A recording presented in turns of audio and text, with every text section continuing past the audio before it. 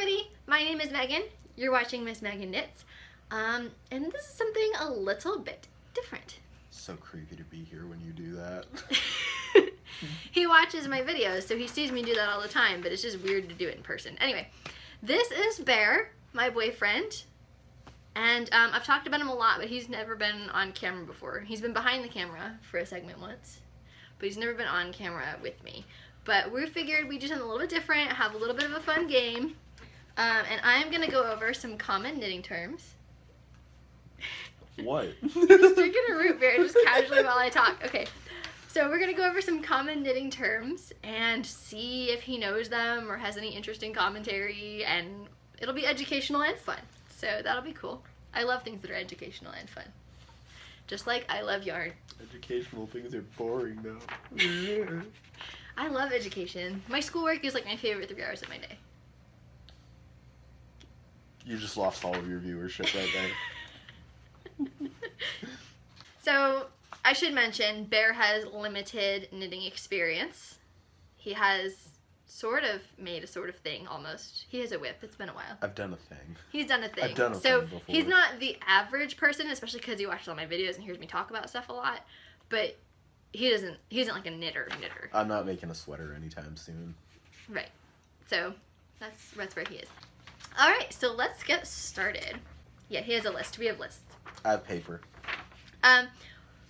What does the term knit mean to you? It's a type of craft where you use needles to take like yarn of different types of animals. I guess would animals be? Yeah. Well, we'll go with animals and acrylic because plastic has killed the planet. But and you we kind of like weave it together. You make things out of it. it's pretty good. Now, how would you describe the word crochet? It's basically kind of like the same thing as knitting. No. Almost. No, it is not.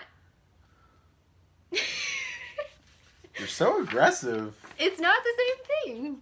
I'm not saying it's like the exact And you know who gets same really thing. pissed when you say it's the same thing? Crocheters. Crocheters who can't knit. Well, I'm not saying it's like the exact same thing, but I feel like it uses a lot of the same principles to a certain extent. Like, You still use yarn. you have a tool that you do things to yarn with that then ends up being a thing. Like, I'm coming at this from like a layman's point of view, like someone on the outside looking in, not the drunk Reddit, the drunk knitters Reddit, where it's like, no crochet.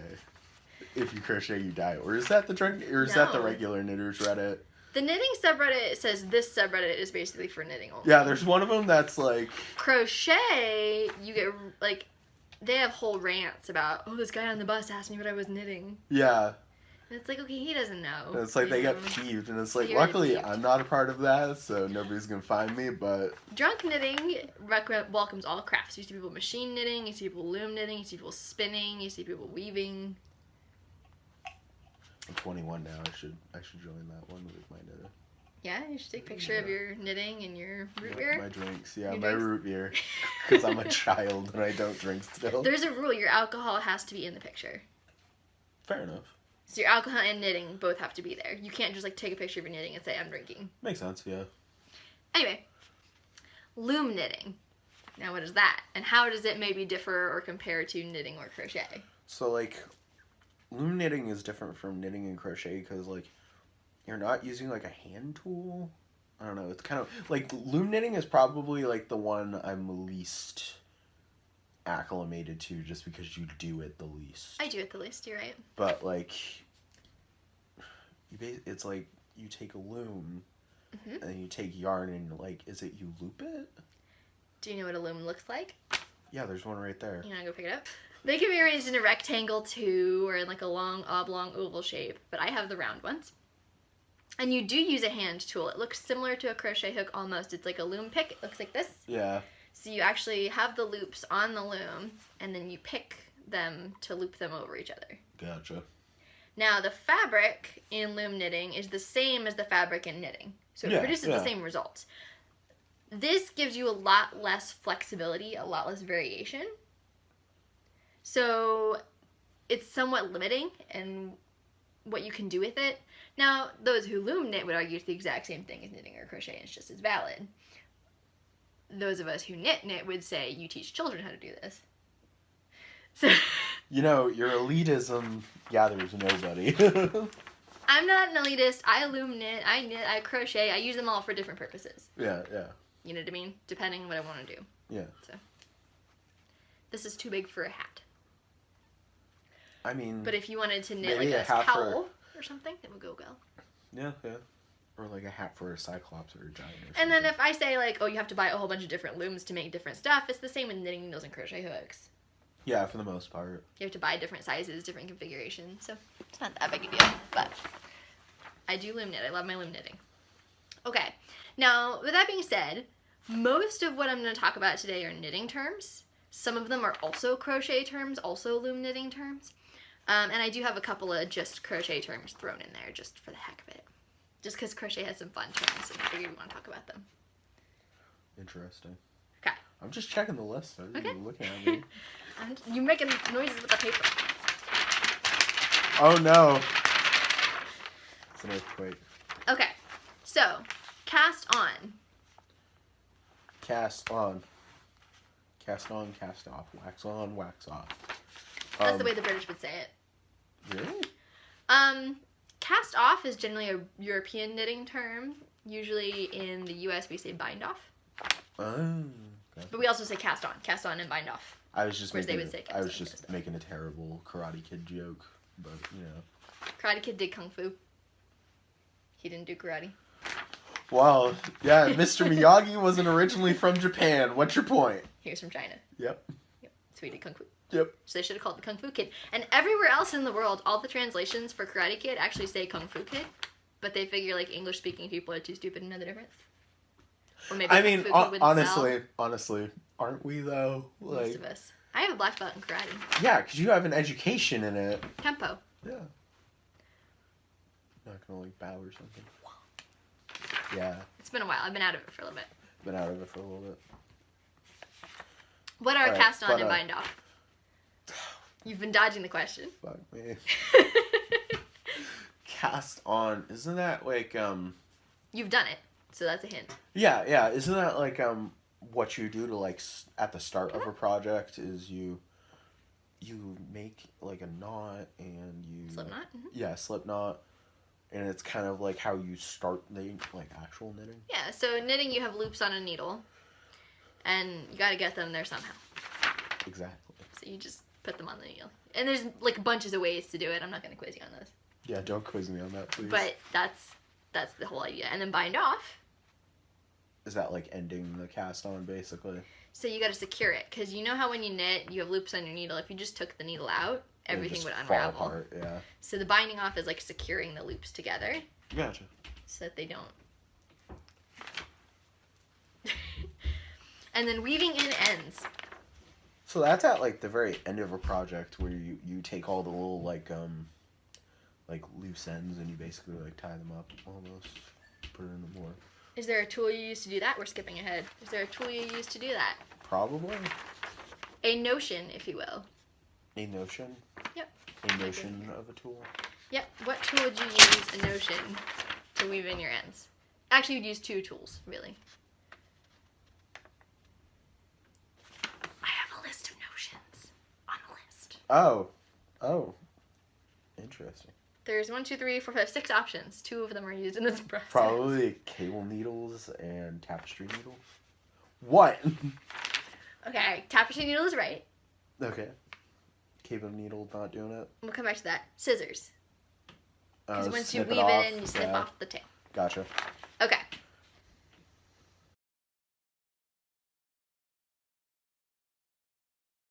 Now, knitting flat versus knitting in the round. Okay. So knitting in the round and knitting flat was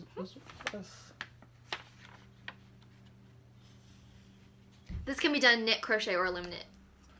Except in crochet would be crocheting in the round and crocheting flat, but same concept. Can you give me an example of an object that might be knit in the round? probably like a hat. Yeah. Why? Because you're going in a circle. Huh?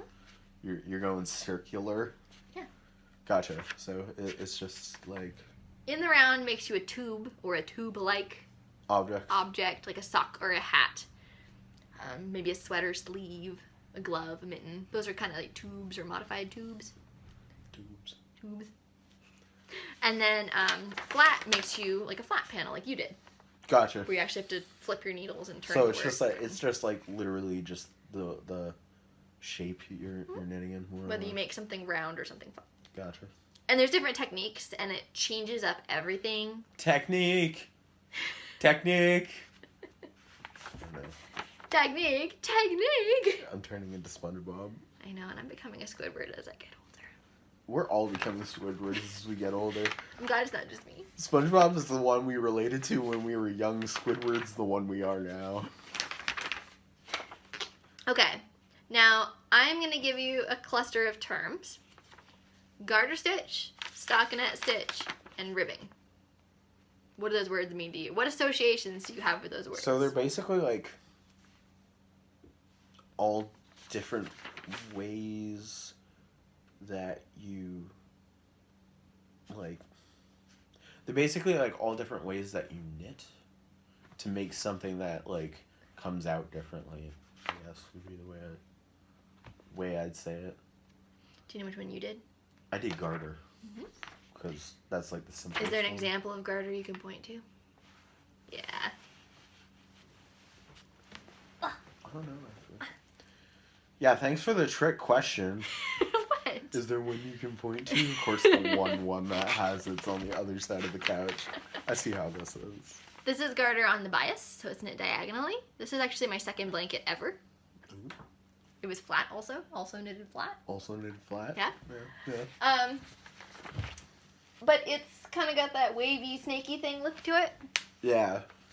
And then also stockinette is what you think of when you think of knitting. It's like a bunch of V's in rows. And then ribbing is like what you'd have on the cuff of a sock or the sleeve of a sweater. It's really stretchy. You're so dirty. I am so dirty. What's your point? You can edit this later. Okay. Okay. Now, cable. Isn't that like a type of design almost? I would say like it's probably like a type of design in like knitting, the way the things come out stitches. What does it look like? Doesn't it look like a column almost? I heard my dad describe them as rope-like twisty things. Yeah, I'd probably describe them like that too. Yeah, rope-like twisty things. Which is exactly what they are. They're constructed by knitting your stitches out of order. Isn't that what all knitting is though? Rope-like twisty things. Well, I mean, they look like rope-like twisty things. Yeah. Like on a sweater, you know, you have like all these rope-like twisty things. It's cabled. Generally. If you just see like a smooth piece of fabric, probably stockinette. Smooth. Lace. Not lace weight. Lace the thing. That's what they put on the smexy lady clothes. To make it more attractive for some reason. That I don't understand. Because I am but a child. That's what I'm going to do. I'm going to knit some panties. Yeah, knit some nice lace panties for some reason. But... Lace is like an open work thing. It's very light, it's very delicate, and it has a lot of holes in it. There's lots of yarn overs and decreases because yarn overs make the holes that are stable. So it's like this. That is actually crochet. You can crochet lace, but that is more of a granny square stitch, and it only looks open because I used a hook that was too big. So you kind of like, you unintentionally made it more open than it really was? Yeah. Yeah. That was my first crochet blanket. I feel like that's you just in life in general. I don't know, man. Unintentionally making things more open than they really are. Unintentionally more open. Okay. Color work. Color work I've always been kind of confused on. What I'm guessing is it's like just using different colors in the same project, more or less. Would that be like close at least? There's some debate on whether just plain old stripes count as color work. Yeah. I don't know where I fall on that actually, but there are different kinds of color work, meaning using multiple colors in a project. Oh, yeah, sure. So, underneath color work, we have mosaic as one of our terms.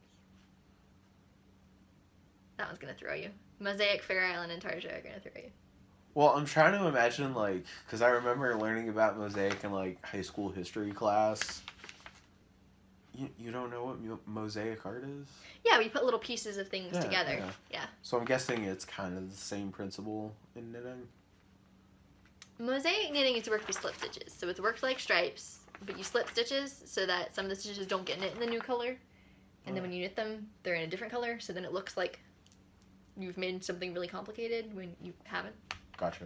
I mean, it's complicated enough to follow a chart, whatever, but it's less complicated than trying to do other methods. Yeah. Fair Isle. Fair Isle, I've heard you talk about a couple times, but I have no idea what it actually is. So it's a kind of color work where you use multiple colors. Your mitts are a good example. Those are Fair Isle. Because you use two colors and you hold both colors and knit like just with alternating colors. You knit a blue stitch, knit a red stitch, knit a green stitch, knit a whatever. Oh, gotcha. Usually so only two colors per yeah. row. And I did it with one color in each hand and knit the left-handed and right-handed way, or continental and English at the same time, and just used one color for a couple of stitches and the other color. Makes sense. And then Intarsia, which is my 2020 goal to learn, but then I didn't find any projects I really was dying to make in it, so now I'm not so sure. I was going to say, I know Intarsia was the one that you thought was the most complicated out of them. Mm-hmm. I know it's some form of complex color work that has to do with, like, is it where the placement of the color is or something like that? It's, where in Fair Isle you're holding multiple colors at the same time and, like, threading them along the back of your work.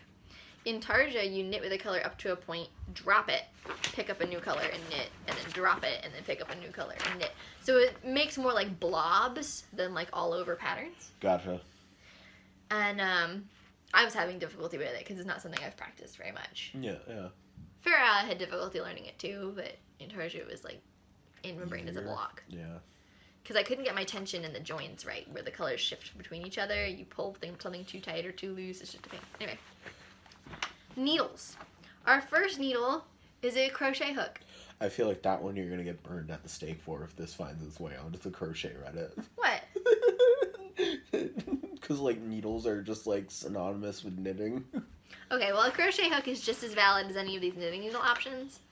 So, I'm putting it up there. What does a crochet hook look like? And can you find the crochet hook on our table?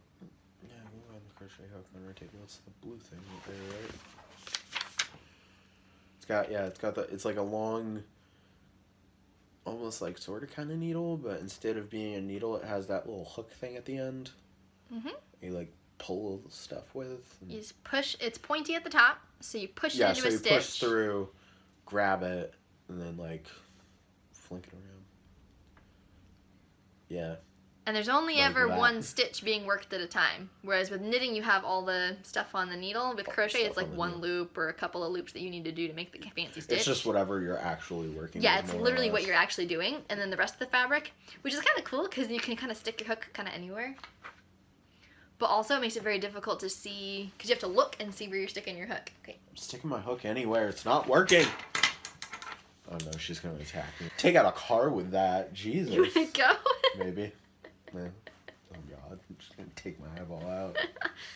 Put the hook down. No, I refuse. It's America. I have the right to bear arms. What kind of knitting needles are these in terms of form? The anti-material ones.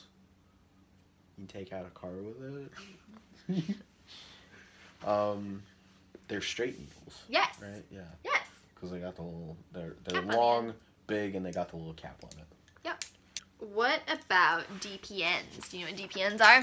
Those are just ones that have points on both sides, right? Do you know what DPN stands for? Double pointed needles. Hey! And... I may be stupid, but I'm not dumb.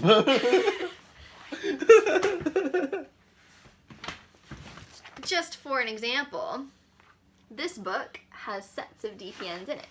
So if you pull one out, and I'm going to pull out a big one so you can see it. Big boy.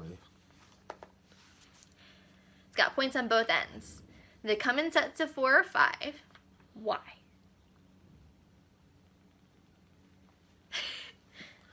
You're asking me that like I know. Okay. Are these used to knit flat or knit in the round?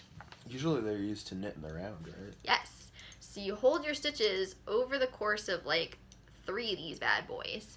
So it kind of like holds it together. And while then use you're another working. one to knit this needle and then knit this needle and then knit this needle. Gotcha. So you got them covering like your X, Y, and Z axis. This set are the Knitter's Pride Ginger double pointed needle sock set that Bear got me for Christmas. They're very nice. Now also, do you know what this is? That's a tells you what size the needle is. Needle size measure? I don't know what I'd call it. A needle gauge. Needle gauge. It has the millimeters and the inches and the not the inches, the US sizes.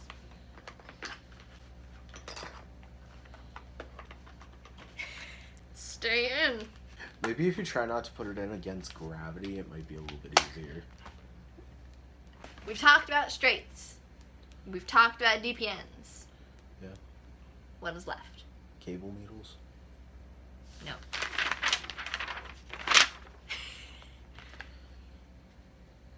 Interchangeable?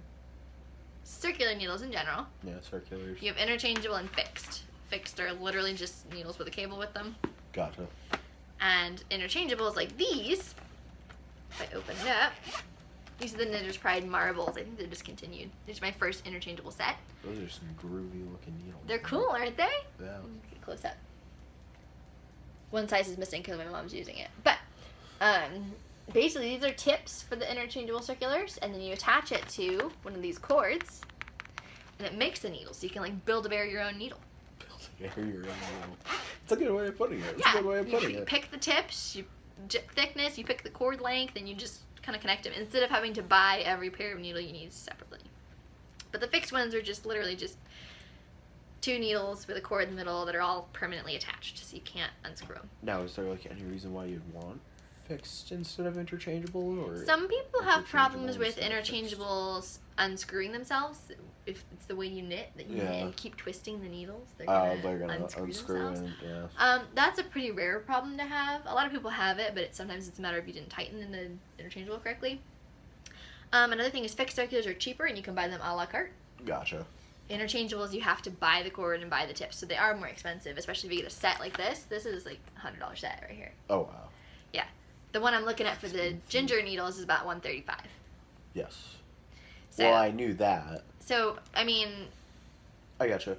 there are advantages and disadvantages. Most of what you can buy at the craft store are fixed. So if you go to Michael's, because it's like retail. because that's the cheaper stuff. So they're You'd have to bamboo go to, like, or plastic or Knit aluminum, and Picks they're or fixed. something like that too. Knit Picks actually sells sets like this for cheaper than this brand does. Oh wow. Knit Picks is generally, because they're like a store brand, so they Yeah. sell a lot of cheap stuff. Gotcha. Good quality stuff is just less expensive because they're buying wholesale. Whereas Knitter's Pride is more artisanal, but they have more options, they have more selection, they have a higher quality product. So just Sure. depends. I do have some, because Knit Picks sells just the tips. Just the tip, huh? Yeah, I was waiting for that. No. They sell just the tips, and the Knit Picks cords and needles work with the Knitter's Pride stuff. So when I had that set and I needed a couple extra cords because I was going on vacation, Yeah. I bought them from Knit Picks. Nice. And they just fit. They connect together. Yeah, because it's like a standard thing. It's Not just, all the brands follow it, but Knit Picks and Knitter's Pride do. So the only two that actually matter. I think Luca might, and Luca makes beautiful driftwood needles, but they're like $300 a set. But they're beautiful. Beautiful driftwood needles. They So they find scraps of wood on the beach and then they turn them into needles Yes. and say this is worth $300. Artisanally. It might not be $300. That's what I'm estimating they are. It might be more like $250, but they're more expensive That's than the ones still a bit crazy in my mind for what they are, but hey. for what they are, something you're going to be holding in your hands for hundreds of hours at a time. Staring at for hundreds of hours at a time. Yeah, but Because they're reusable, right? If you buy Yeah. yarn that's that pricey, that's pretty pricey. But if you buy needles, then you're going to keep using them and using them and using them and using them. I'd rather have multiple sets of different kinds of materials for the same price. Yeah. with myself, Yeah. but other people have different preferences. If you're someone who only knits with wooden needles, getting nice ones might be a good investment for you. Notions. Notions. This is an example of a notions case that I carry in all my knitting bags. Find me the tape measure. If you can open the bag without spilling everything out, because there's little pieces in there. Little sharp pieces. Do you take me for? A bear. Very good. Now what is a tape measure used for? I don't know. What is a tape measure used for? It'll reflect that question right back on you. Measuring stuff. Measuring stuff. Measuring gauge, measuring length of things you've knit. Just measuring stuff. So it's basically Measuring your body so you can make a sweater that'll fit you. notions are basically just like your accessory tools, kind of almost. Exactly. Point protectors. And what are they used for? Protecting your needle points, I'm imagining.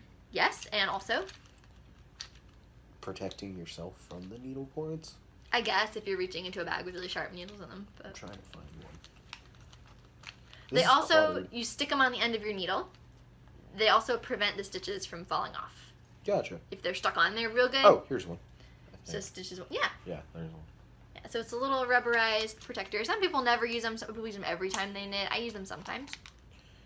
Probably use them on like the pointier ones, right? The pointier needles, or if I'm more at risk of stitches falling off, if I've got a lot of stitches on a little needle. Yeah. Or if, like I use them on my shawl I'm knitting, my berry pie shawl. Because I'm knitting lace and I really don't want to screw anything up by letting stitches fall off. I gotcha. So I just stick a point protector on there and call it a day. Cable needle. Wow. What? You just jumped right over it. Oh, okay. Sorry. Next on my list was stitch markers, and that was a stitch marker. Stitch marker. Now, what kind of stitch marker is this? They kind of look like safety pins. You can use the safety pin as a stitch marker if it doesn't have the coil, because the coil of the safety pin gets stuck in your knitting. Ooh. I don't know what kind of This stitch marker is. It's called a locking stitch marker because it slips through your knitting and it locks. There's also something called a ring stitch marker, which is just a little plastic ring. And these are split ring stitch markers used for crochet. I don't like these. They fall right out of my knitting. I don't know, or my crochet. I don't know what I'm doing wrong, but they aggravate me, so I don't really use them very much. But I have them just in case I want to use them. I use locking stitch markers most frequently, even when I could use a ring stitch marker, just because there's more flexibility. You're able to take them off and remove them from the needle if you need to. So, that's pretty cool. Have you found the cable needle yet? Crochet That's a crochet hook. What do I use that for? Bonus points. I don't know, dude. Why would I have that in my knitting bag? To mess with individual stitches. Yeah, pick up a drop stitch. Drop a stitch on purpose. Those are not that valid. Babe, What? you got them in your hand. I said those are not that probably. Okay, they're here. They're cable needles. Cable needles. I was expecting cable. I'm sorry. These aren't cable needles because they have a cable attached to them. These are cable needles because you use them to make cables Gotcha. in your knitting. Don't look at me like that. So you slip some stitches onto this bad boy, and it holds them for you, so they don't like drop or anything, while you knit some other stitches, and then you go back and knit these stitches, so they end up like out of order, which makes the little twisty things. Fair enough. They also come in various shapes and sizes. This is not the only taper size you will see of these. You get like big hooks with them. You get like just plain square needles. Some people use DPNs as cable needles. Like you can use pretty much anything as a cable needle. They look like a small weapon. You'd give it like a toy soldier or something like that. Got a little grip right here, little pointy parts. Yeah. Some of them don't have the grip. I actually don't prefer the ones with the grip because they grip too tightly, and then I'm sort of forced to like. Is that like an detangle my yarn actual from it. grip? Is that like an actual Yeah, grip? that's what it's for. To hold the stitches, because you have to let go of the needle with the stitches Okay. on it, and Yeah. so if you like don't have a grip, sometimes they slide off, sometimes they move around. It's I gotcha. risky. Yeah. So, but different people prefer different shapes and sizes and materials. Yeah. They have some other scissors. You know what scissors are? No, I don't know what scissors are. Please. Please Careful! inform They're my me. delicate embroidery scissors. They're beautiful. They are beautiful. They're actually very nice. They're sharp too. So like this is like some dude tries to mug you, you're gonna stab him in the eyeball with this. Yes. No, I'm gonna stab them in the eye with my carbon fiber DPNs. So you're trying to get like all the way to the brain. You're not Yeah. just yeah. Yeah. Yeah. Jeez, if you're not on some list somewhere now, you're definitely on it now. I'm gonna have to like put in the comments like this video contains some adult Disclaimer. themes. Yeah. Rated R. Have like one of those motion It's picture. not R. We're not doing a sex tape. Motion pic. No, that'd be That'd A. be wrong. That'd be A. Be like have one of those like MEPA things you have before a movie with a little rating on it. Don't repeat. Tapestry needle. You yelled at me like I know what that is. Is it this? Nope, that's not what that was. That's the thing you just had in your hands that I told you was a cable needle. Oh, shit. I don't need your sass. I love you. I know you do. Is it? Yes, that is a blown up version of it that you use for really thick yarns. Oh, wow. So it's normally like smaller than this? I don't know if you They're hard to understand dig out in here when you have this kind of system. Yeah, they're kind of small considering that's not very well organized. It just has what I need, you know?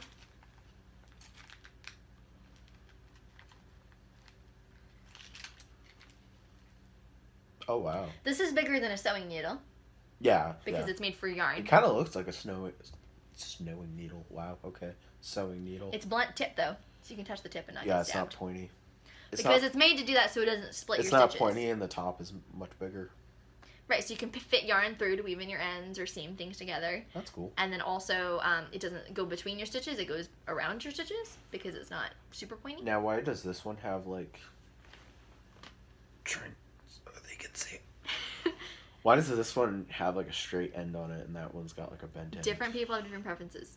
Different It's strokes called a for bent different tip folks. tapestry needle. It's called a straight tip tapestry needle. Depends on your preference. I was gonna say, do you just kind of use I them prefer or- bent tip ones, but most of my tapestry needles have actually been inherited from different people who want the straighted kind.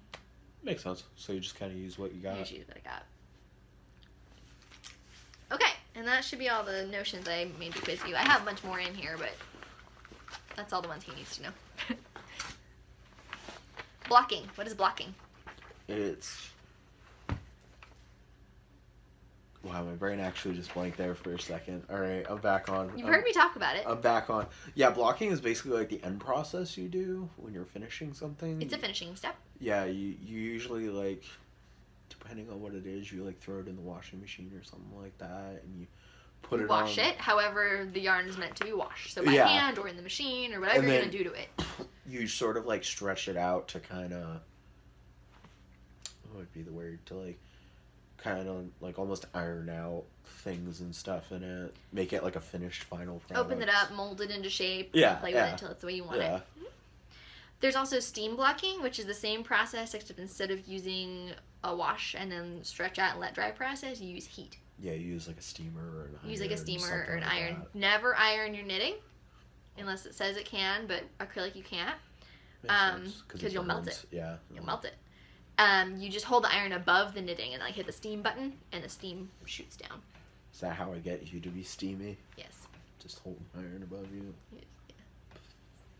If I catch you ironing something, that'll make me steamy. Why? Because it's a man doing household chore. Oh. Men right, doing 'cause- household chores are sexy. Yeah. I forgot we live in a world with gender norms. I don't usually see you ironing things, so if I did, I'd be like, oh. I'm sorry, but name one incident where I need to iron something. You have your own dress shirt that you're going to wear to an event. It's wrinkly, Yeah, but like, so you'd iron it. look, lady, I'm talking about in the past. We've gone on dates to restaurants where you've needed to wear a shirt and tie. We have. You want me to bring it over and like iron it here instead? Make it nice and steamy. Steamy, just like the clams. You know what I hate about iron? I hate sewing because you have to iron. I'd love to sew if I didn't have to iron all the seams. So you could come over and iron my seams for me. Iron your seams. I'd just sew and then I'd hand it to you and you could press everything nice and neat and then I'd sew again. You could press everything. It'd be great. So what it really sounds like is you just want me to do work for you. I got you to loop plarn, didn't I? You did. But looping plarn's actually kind of enjoyable, so.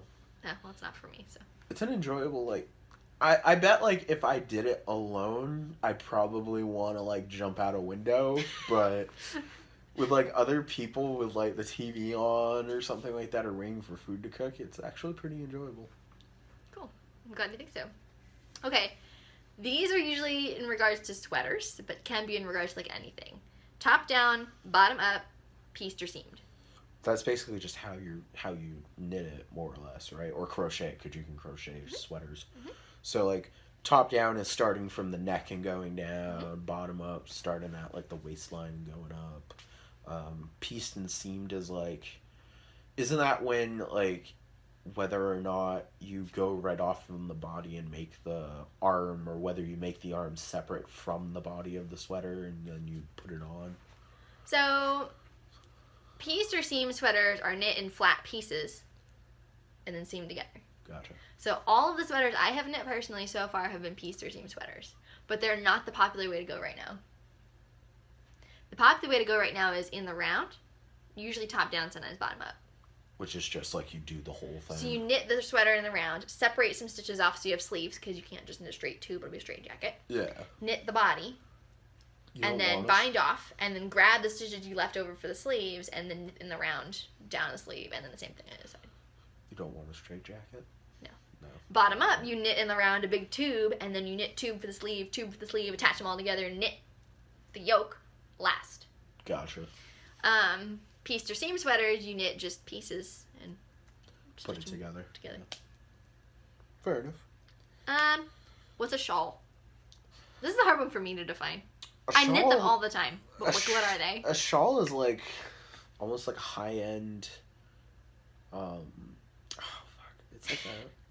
It's like a high-end scarf. That's what I'm trying to. It's kind of almost like a high-end infinity scarf. Infinity scarf? Yeah, the one that goes in the circle or whatever. Shawls are generally. Or is that a cowl? That's a cowl. Yeah, it's a cowl. But yeah, they're kind of like scarves. So they're just big pieces of fabric that can be literally any shape. Usually triangles or rectangles or circles or half circles are common, but they can really be any shape. If you look at some of Stephen West's stuff, he does like weird angular stuff. It's really pretty, but really cool and really fun to knit. Big piece of fabric that you wrap around your neck or shoulders. Yeah, more or less.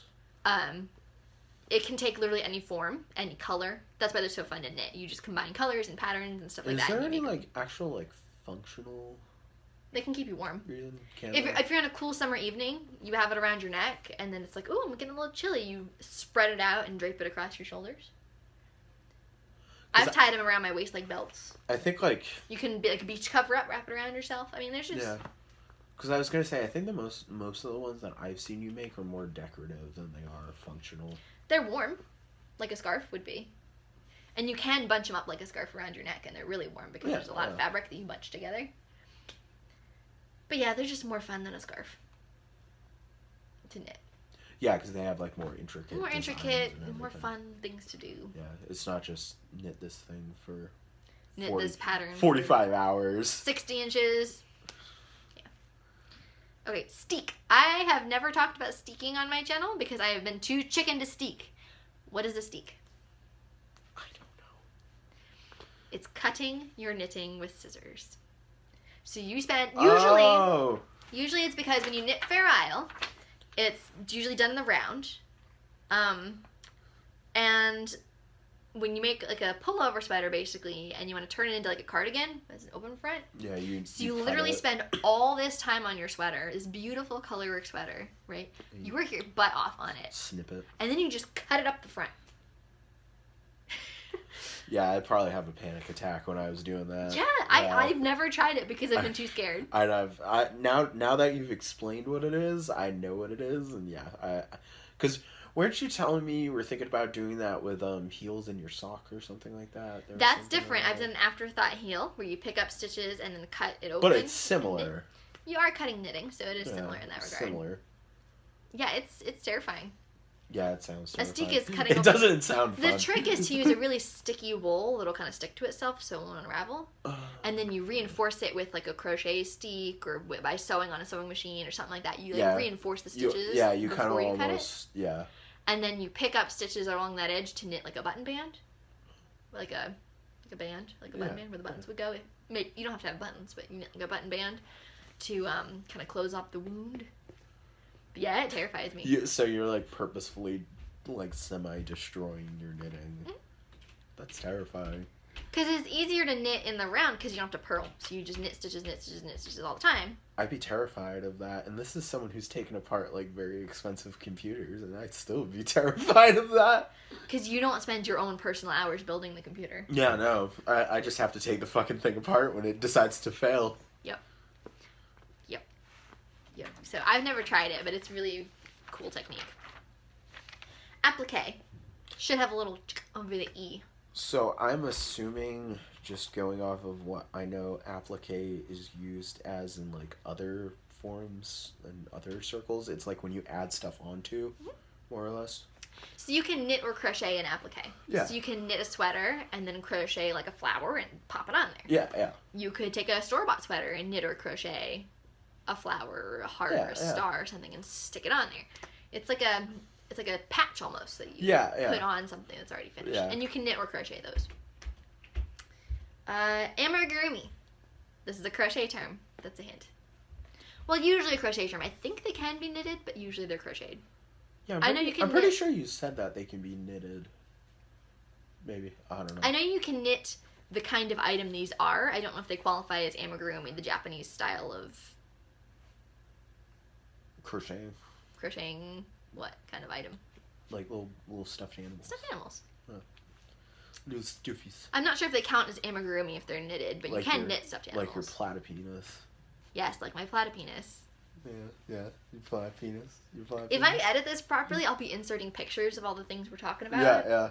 And the platypus will definitely come right here. Yeah. Right here. Make sure though it's not a finished photo of the platypus. Like the one I posted to Reddit where you just see the pieces. Yeah, where you and just the see the things sitting up. pieces and then you see the sticking up like dildo looking thing. It's not a dildo. It's Butt a platypus. It wasn't my pattern. It turned out very cute. It turned out adorable. This is where you put in the picture of the finished one. It turned out very cute, as you can see. It's definitely not a platypus, but you know. Hooker. What's a hooker? It's a lady of the night. What is she doing in the night? Red light district. She's. Oh no! I thumped the camera. Ah! I don't want to touch it. What is she doing? She's selling her services.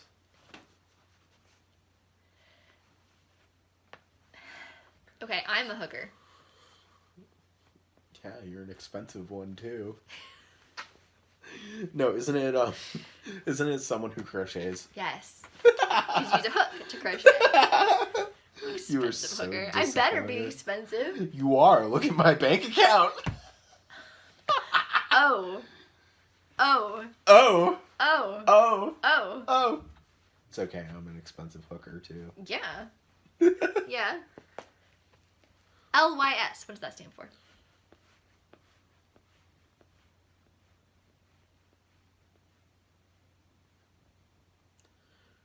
Something that starts with an L, something that starts with a Y, and something that starts with an S, I'm guessing. Yeah, thank you. Thank you. Local yarn shop. Oh, cool. Our local one's on Main Road. Yeah. The one I you don't want to keep taking me to? Yeah. I don't want to give any more than that because I don't really reveal what town we live in. Yeah. So people can't find me. Main road is like, there's a main road. There's a Main Road everywhere. So I feel Everywhere? like pretty safe saying that our LYS is on Main Road because like Yeah. people who know me will know and people who don't know where I live will just be like, oh, okay. Okay, it's on Main Road.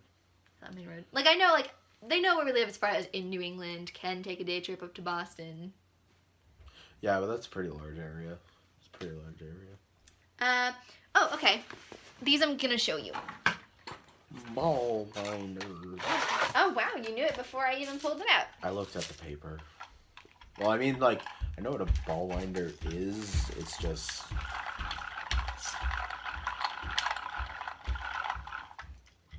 See, now, I don't know what that's for. I know what this does. What does it do? Explain. It winds a ball of yarn for you. You basically, like, put the yarn on and you do the thing and it, boom. Does it much faster than you can do it by hand. Yeah. Don't make them out of wood either. Apparently that doesn't work very well. Some of them are made of wood. Well, like the industrial ones, But, my dad tried to make one out of wood for me, and he just failed. He was trying to carve the wooden gears himself and just couldn't do it. wasn't working. This is called a swift. Yeah, I don't know what that's for. So I've when you seen it get yarn before. in skeins or hanks, basically they're like the little twisty formats of yarn. Yeah. Can't work with those because they'll get tangled. You need to wind them into a ball. Yeah. So when you untwist them, it's just a big loop. You feel me? So that's how you. So you put the loop on this thing, and it expands and contracts in size to make different sizes of loop. Hold it, and that props it open so you can untie little things connecting the loop together. Find one end of the yarn, attach it to the ball winder. You hurt me. And you wind the ball, and this spins. Oh, cool! As you wind it, so it goes. It kind of looks like a yarn umbrella. Yes, this is called an umbrella swift, actually. Interesting. It's kind of Oh, stylish. because there's like different types of swifts. Yeah, you can make them out of different stuff as long as it holds the loop open and spins. Gotcha. You're good. So Amish swifts are more like just like pieces of wood and an X with pegs that you put. Oh, and you yeah. put the loop around and it spins. Yeah. So these two devices are very commonly used together. Makes sense. But you can like hand wind a ball off of a swift. You can use a ball winder without a swift if you have a good friend who will hold their hands out like this. Is this another thing you're trying to conscript me into doing? No, because I have a swift. I've replaced you. This is your replacement right here. Oh, God. So that's what that is. It's okay. You can replace me in that capacity. Drink that water. Drink that Oh, shut water. Gladly. It's worth mentioning that both of those devices clamp onto a tabletop so they don't go everywhere when you're trying to manipulate Yeah, them. they had little clamps They at have the little bottom. clamps on them. Animal fiber. So, these are the different types of fibers that can be used to make yarn. Now, the first one I'm going to talk about, which is the last one on the list, is plarn. What is plarn? It's basically, would you call it yarn? It's basically yarn that's made out of plastic bags. You cut it up into loops, and then you loop the loops together, and it eventually makes like a string of Yarn. plastic bag yarn. You can use it to knit or crochet. Yeah. Side note, I have a video all about plarn. Check it out if you're interested. It explains the whole process in detail and everything you need to know about plarn. Now, the common types of yarn are animal fibers, plant fibers, and synthetic fibers. Okay. Now, what do you think those are? Like, you probably have a pretty good idea. There's just different types of material that comes from plants, animals, and synthetic. Can you give me an example of an animal fiber? That'd be like wool, What about plant fiber? cotton, And then synthetic fiber? acrylic. Animal fibers include cashmere and alpaca and llama. They include angora. They include silk. Shamalama-dama. Plant fibers include linen and hemp and flax and bamboo, cotton. Damn, want to make a weed hat? Hemp is an awesome fiber. It's strong. I know, it's actually durable. really good. Yeah, like forget the weed. I want Forget the yarn. the weed. I want the yarn. You keep knocking the. Oh, yeah, Knock it off. never. Okay, You love it. I love it. Don't act like you don't. And synthetic fibers, which make up most of my stash, are man-made fibers. Acrylic you listed, rayon, nylon. Rayon sounds like something you wear inside of like a nuclear reactor to stop the radiation from cooking you alive. Put on my rayon suit. That's exactly what it's for. Are you serious? No. Oh. Why you gotta dash my hopes like that? Now, oftentimes these can be mixed together. For example, wool and nylon are commonly used together in sock yarns because wool is not as abrasion resistant as nylon. Add a little nylon in there, you get a lot more abrasion resistance. Nylon's stretchy too, right? Isn't that like... or not? Nylon, you're thinking of nylon like pantyhose? Yeah. Nylon pantyhose are stretchy not because the fiber itself is elastic, but because it's knit. And knit fabric is stretchier than woven fabric. Makes sense. So you can actually knit your own pantyhose. If you have really thin nylon and you want it. Where's your lingerie collection come from? I knit it myself. You'd be impressed. I would be impressed. I'd probably be too impressed to be horny though. Like I show up in a lingerie I outfit just feel like, and I'm just like, I knit this myself. Craftsmanship? What crafts? I don't know if I can include that or not. a brief, which animal? Okay, so I'm going to tell you the fiber, you name the animal. You ready? Wool. Sheeps. Cashmere. Alpaca? No. Goat? Mhm. Goats, yeah, it's like goats. Angora. Rabbits. Silk. It's from the little caterpillar dudes. Silkworms. Yeah. Mohair. Is that also rabbit? Goat. Different kind of goat. Oh, goat. Yep. Alpaca. I don't know. What could it be? It's alpaca. What is the softest alpaca called? What is the softest alpaca fiber? Isn't it like Peruvian alpacas or something? No, not exactly. Baby alpaca. Oh, baby The alpaca. younger the alpaca, the softer the hair. Sounds so evil. Llama. Llamas. They spit in your face. Where's that alpacas? Probably both. They're very similar. But also you can get yarn from buffalo, from camel, from civet. Basically anything that has like fur-hair, right? Mammals, generally. Yeah. Okay. Now, when I say weight of yarn, what does that mean to you? It's like the thickness of the yarn. Very good. Yeah, Some people would say, like, how much it weighs. No. I've heard that lecture numerous times. That's not what that means. Okay. So when I tell you lace weight, what does that come to mind? It's like the thinnest type of yarn. Very thin. Like you have to use really small needles. Or big needles and it looks really lacy. Yeah. Fingering weight.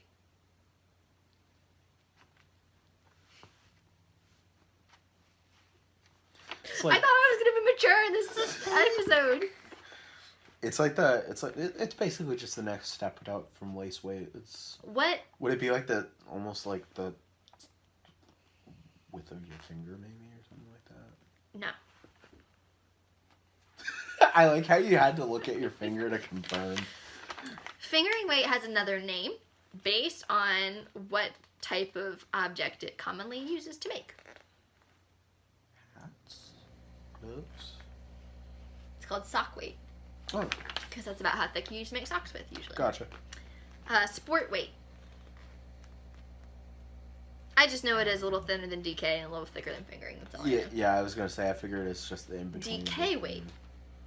So that's like DK weight is like the first one you kind of get to when you're starting to talk about like thick stuff that's gonna keep you warm. It's gonna. DK weight is known as baby weight. DK stands for double knitting, which is used in Britain as like their most common type of weight you see in like craft stores like Michael's. Here in the US we usually see worsted or Aran in our craft stores, but in England they generally see DK. It's like baby weight yarn. You'd use my baby blankets, baby hats, baby jackets. Gotcha. If you have a super thick yarn to try and make a sweater for a baby, the baby's gonna be like that kid in, what is that movie? Where they bundle him all up in all the jackets and he can't even move.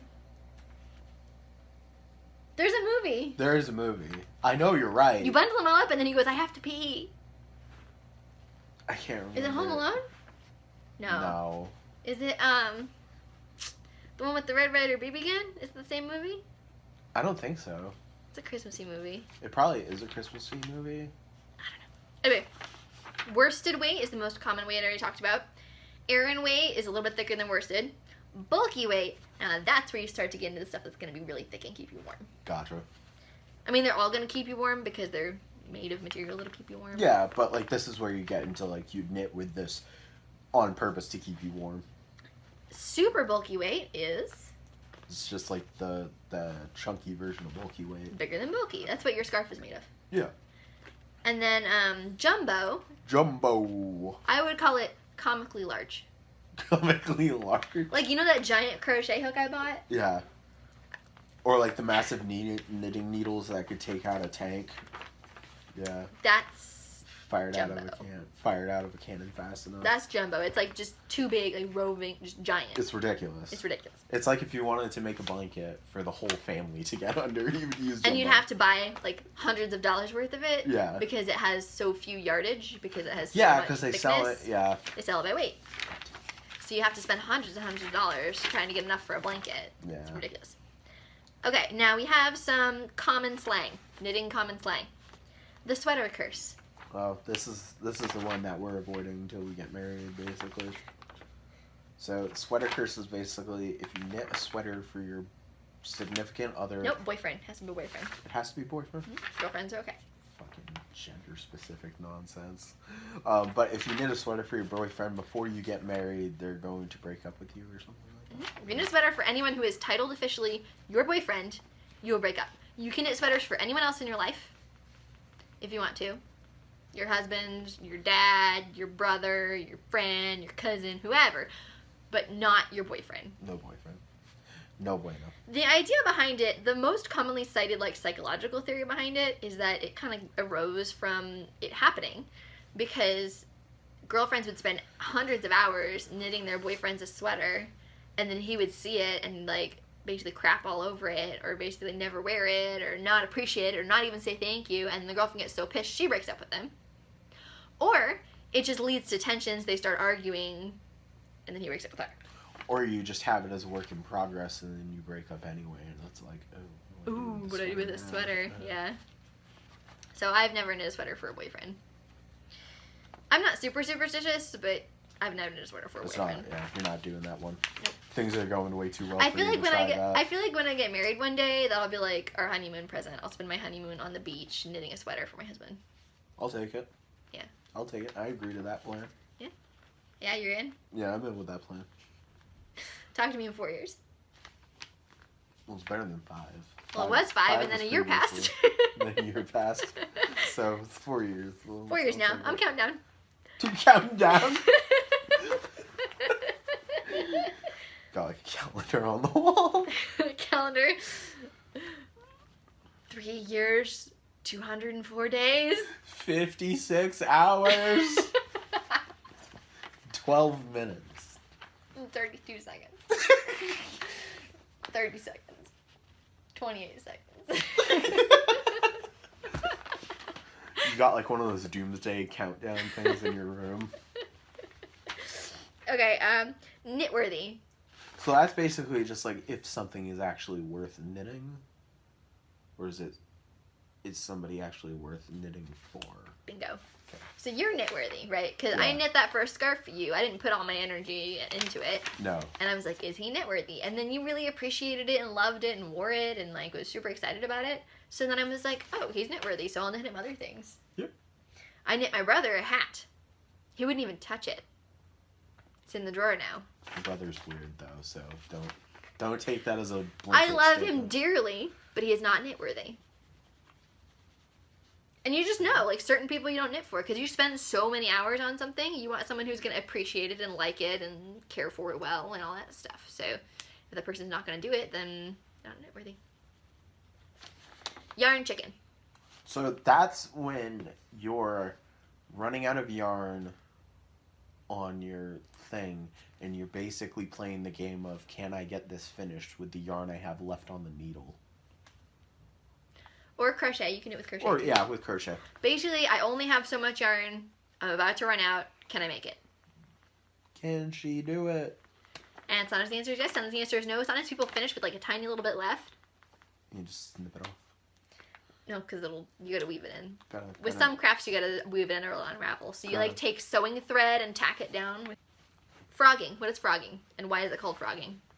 So I don't know why it's called frogging, but I know it's basically when you just decide to destroy not destroy it, but you basically like unravel it to either use the yarn for something else or just start over. I don't know exactly why you call it frogging. You call it frogging because you rip it out. You rip it, rip it, rip it, rip it, rip it, rip it. Such a terrible pun. I didn't make it up. I love it, but it's terrible fun. Whip. What's a whip? It's a work in progress. There you go. Something you're actively working on. FO. Finished object. Something you finished. HO.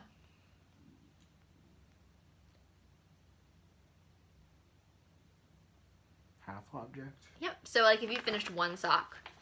I'm actually surprised Or I one got mitten. that wrong. Yeah. One. Yeah. One sock, one mitten. It's a H and HO because you technically finished a thing. You just didn't finish the set. Yeah, fair enough. Stash. That's where you hoard all of your yarn in your chosen piece of furniture, usually a bookshelf. And whenever somebody asks for a project, you go to your stash and you throw all of the yarn at them and go, does this one feel nice? Does this one feel nice? How about this one? How about this one? How's this color look on you? Yeah. But that's the stash. It's basically like your stash of yarn. All the stuff you have. I have done that. He asked me for a hat, and I was like, okay, do you like this yarn? Do you like this yarn? Do you like this yarn? How about this color? And I was just chucking them at him from across the room, and he picked one, and then I never knit the hat because he found the hat he lost that hat was supposed to replace. Yeah. I wasn't sure if he still wanted that hat. I mean, I'm kind of good with just You're good with just the one hat, yeah. I figured that. Okay, and then I have some websites. Knit Picks we sort of talked about. What are they? They're basically like a knit supply company. Yarn, needles, kind of just everything. Crochet stuff. They have a sister site called We Crochet, but Knit Picks actually has crochet hooks and stuff too. Webs. Webs is the holy pilgrimage site up in, what you call it, New Hampshire? Northampton. Massachusetts. Gotcha. That is quite a drive. 2 hours and 15 minutes. But I've been. It's 2 hours and 15 minutes. But it's the holy pilgrimage site of like is it like higher class? It's basically like the It's like a local yarn shop that we would have on Main Road, but huge and with way more selection, and they have their own line of yarn too. It's like the Target of supermarkets. It's like the higher end supermarket. But their prices are significantly pricier than Target. Yeah. They're more like a Macy's. Well, I'm using it as like more of like Knit Picks is like the Walmart of the knitting world. Great value. It's like great value, good prices, blah blah blah. And Webs is like the Target of the knitting world that holds like the higher endish type of stuff. Yeah. The only way you can go up from there is Etsy, where they sell hand-dyed and hand-spun yarns by like individual small makers. Yeah. But Webs is like the higher end of like commercial yarns.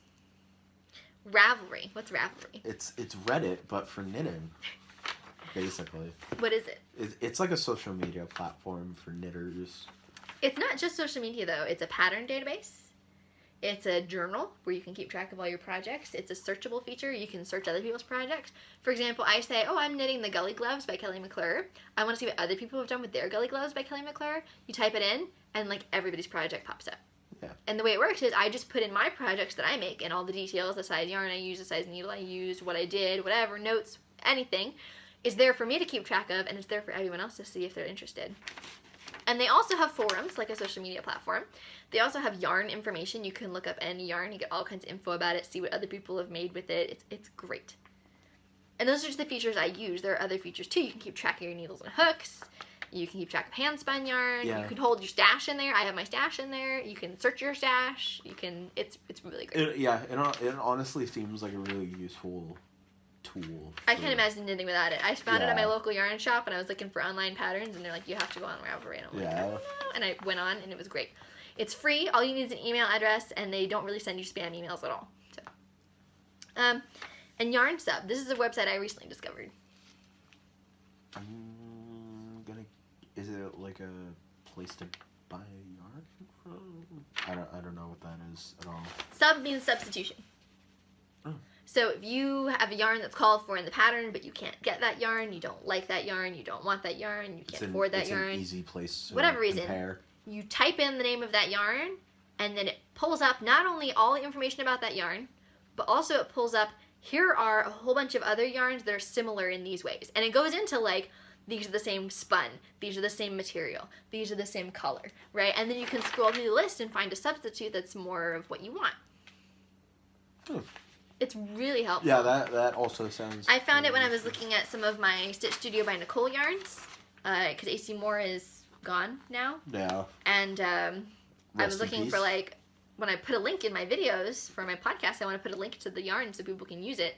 So I've been putting yarn sub links in so people can find other yarns that are like the same if they like that yarn. All right. Is that it? This is all my lists? Yeah, that's your whole list. It's been an hour and 7 minutes. That'll probably be less than that when I edit it down, but...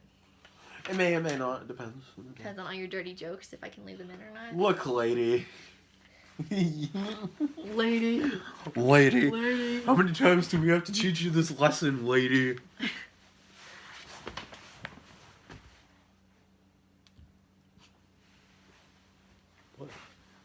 I just think your reaction is funny. I love that face. I don't know why you find me so funny. Thank you, Bear, for coming on to my podcast. Of course, youngin. He got this idea from the Sawbones podcast, the actual audio podcast with Justin and Sydney McElroy. They talk about medical history. She's a doctor, so she knows stuff. He's just a guy. And he cracks jokes and whatever. And then tries his best and they talk and they explain things. So that's kind of where we got this from. I also know that there are a lot more terms where this came from. This was just a sampling that I could come up with my brain. But if anybody has ideas for future terms, feel free to leave them in the comments below. See if we can stump him. Yeah, you came up with like 2 pages worth of stuff in a matter of like a day or so. Yeah. Yeah. And there's more. You could magic loop. You know what magic loop is? Don't say it. We'll save it. Don't say it. We'll save it. I don't know what it is. It's a loop that's magical. Magic loop. We have like all kinds of different things and words stuff. and things and stuff. Stuff and things. Tools and stuff and things and things and stuff. So, anyway, thank you. I love you. I love you too. Thank you everybody for watching. Oh, we're crooked. It's okay. Thank you everybody for watching. My name is Megan. This has been Miss Megan Knits. And I will see you next time I make a podcast. Bye.